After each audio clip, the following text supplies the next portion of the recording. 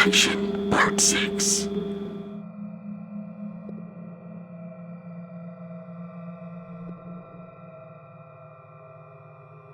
A little girl was invited to her friend's birthday party. After blowing out the candles and eating the cake, the children went out to play in the garden. The little girl's mother stayed in the kitchen talking to the other adults. They could hear the kids screaming and shouting as they played outside. The little girl came running into the house. "There she is now," said her mother. "It's her birthday next month. Tell everyone how old you're going to be." The little girl smiled and held up 4 fingers. All the adults stared in horror.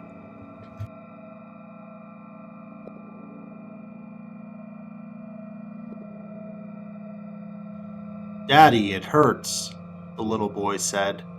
His father examined the wound on his arm. It was very deep. "Don't worry, it's just a scratch," said the father. He picked up his gun and loaded it with bullets. As the moaning sound grew louder, the father said, "I love you." Then he put his gun to the boy's head and pulled the trigger.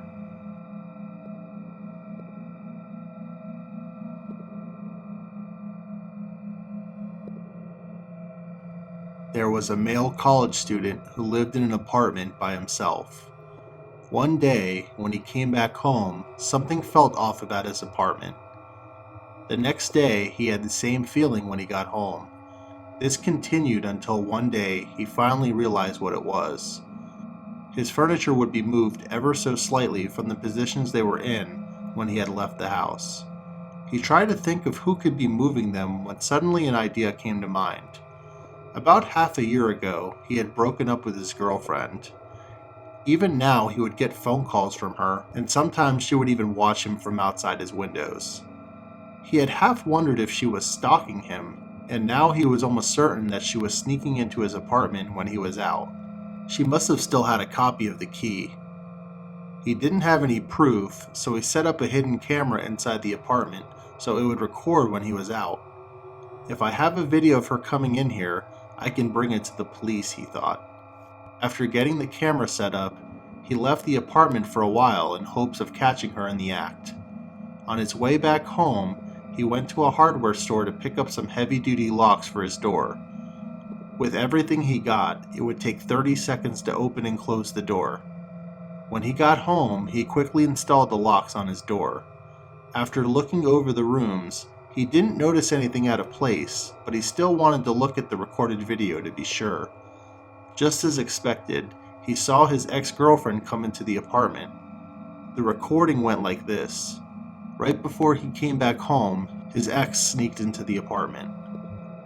She was smiling as she looked at a knife in her hand. She didn't look around the room at all, but instead went into the closet. That's when he came in the door and installed the locks. He stared at himself on the video.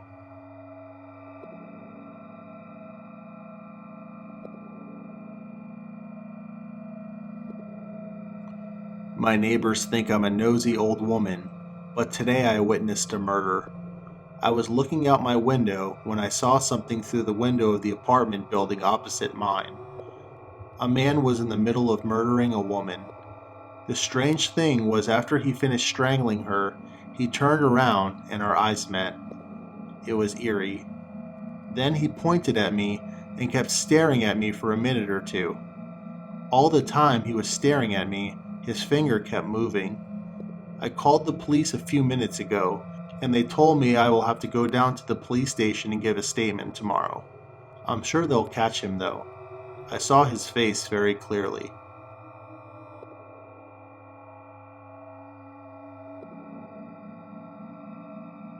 I got out of prison last week. I killed 4 people. Don't get me wrong, I feel bad about it now. The reason they let me out of prison was they said I was cured.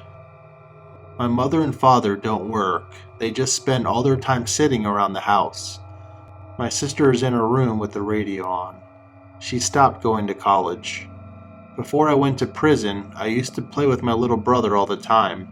Now he just lies in front of the TV. Nobody in my family talks to me anymore. I feel so alone.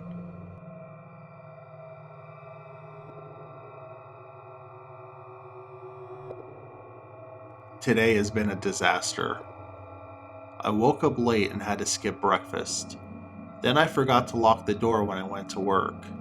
To make matters worse, my boss spent the entire day yelling at me.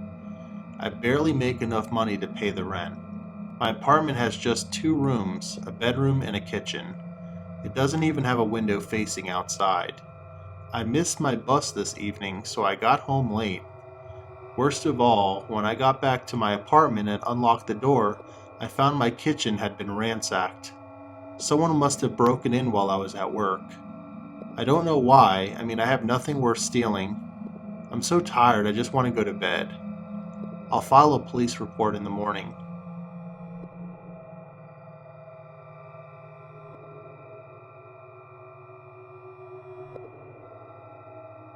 My sister is an art teacher, and 10 months ago, she rented a cheap 2-bedroom apartment to use as a studio.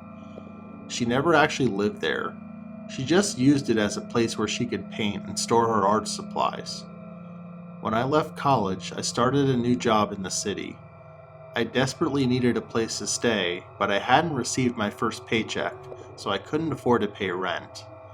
Luckily enough, my sister offered to let me stay in her apartment until I got on my feet.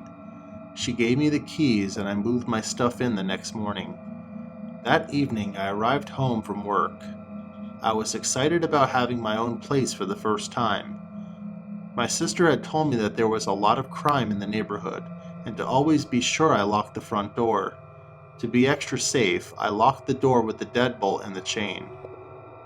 In the kitchen, I made myself some chicken curry with rice. Then I read some comics until it was time for bed. I checked the door and went to sleep. I woke up in the middle of the night. It must have been around 2 or 3 in the morning, and I heard the sound of someone unlocking the deadbolt on the front door. Must be my sister coming to paint, I thought to myself. I heard her go into the room next door next to my bedroom. That was the room she used as a studio. I'd been in there earlier, and it was empty except for some canvas and paints. I was tired and I had work again the next morning, so I stayed in bed. Through the wall, I could hear her mumbling and laughing to herself. These artists are weird people, I said to myself, and it wasn't long until I fell asleep again. When I woke up the next morning, my sister was gone and I was alone in my apartment. I got out of bed, showered, and dressed myself. I quickly poured myself a bowl of cornflakes and ate it hungrily. Then I grabbed my briefcase and went out the front door. When I turned around to lock the front door, I was suddenly terrified. After work, I went home to my parents' house. I never went back into the apartment after that. I was too scared.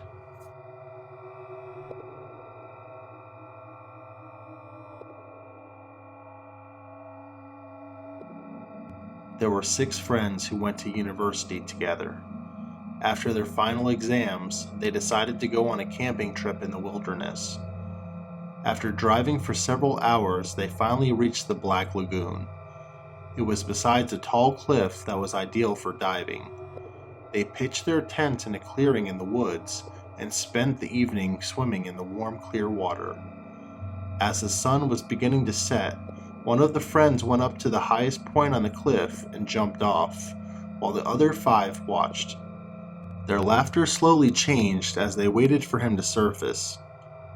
It only took half a minute for them to dive in after their friend. Struggling and sputtering among the reeds in the Black Lagoon, they searched hopelessly for him. Finally, they disentangled themselves and came up, but they never saw their friend again. A year passed and they returned to the lagoon as a memorial, but as they approached, they saw a figure at the edge of the water. It was their friend.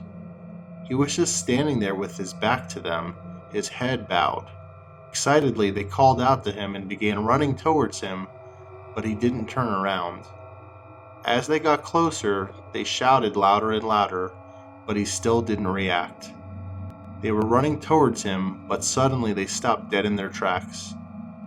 At the edge of the water, they saw 5 crosses.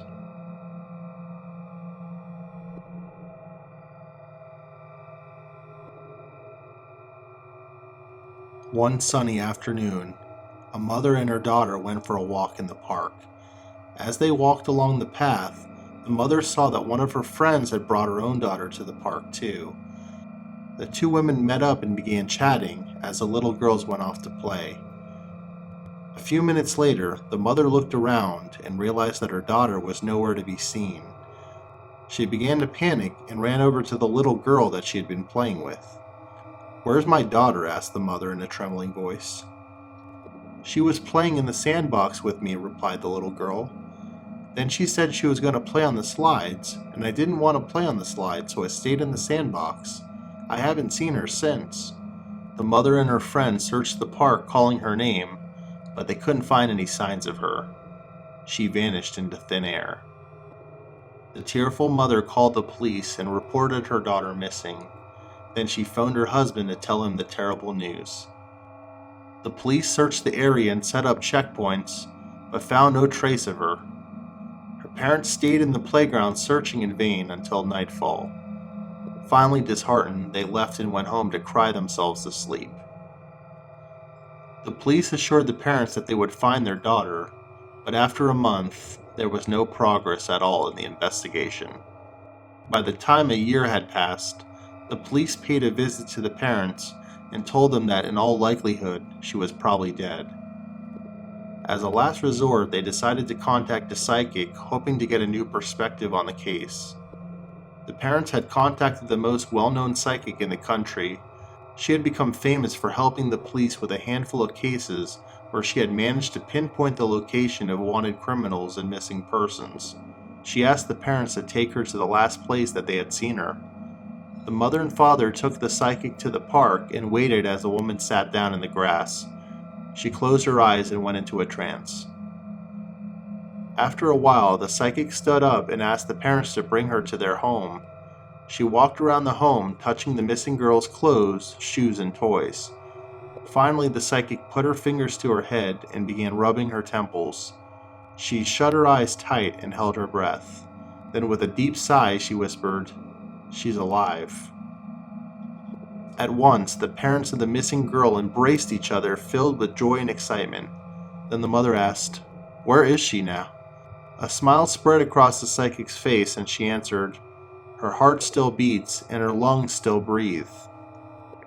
The delighted parents clutched each other tightly. I knew it," said the mother triumphantly. "But where is she now?" The psychic hesitated for a moment. Then her eyes fluttered open as she cried, "She's all over the world."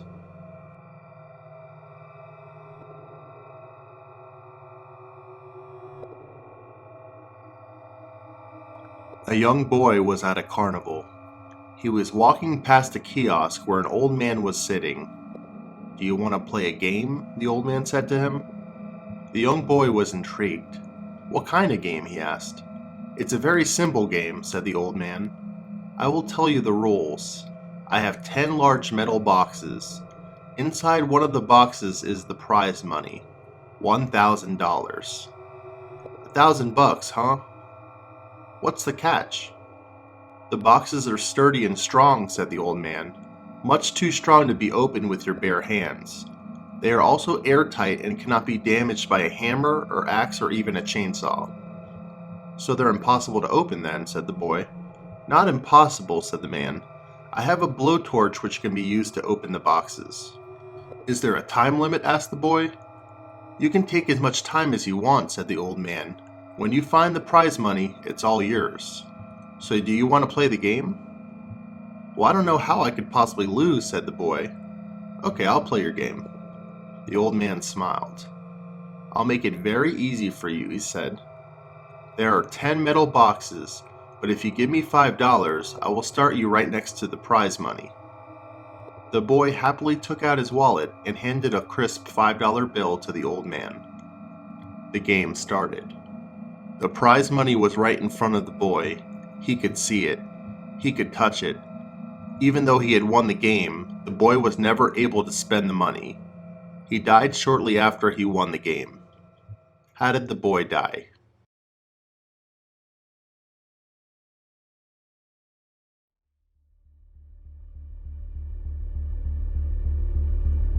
Once again, thank you for listening to another episode of the Cryptic Collection. The answers from last week are posted below. If you notice, I mixed up the difficulty level because last week was pretty easy. If you like what you hear, please like and subscribe.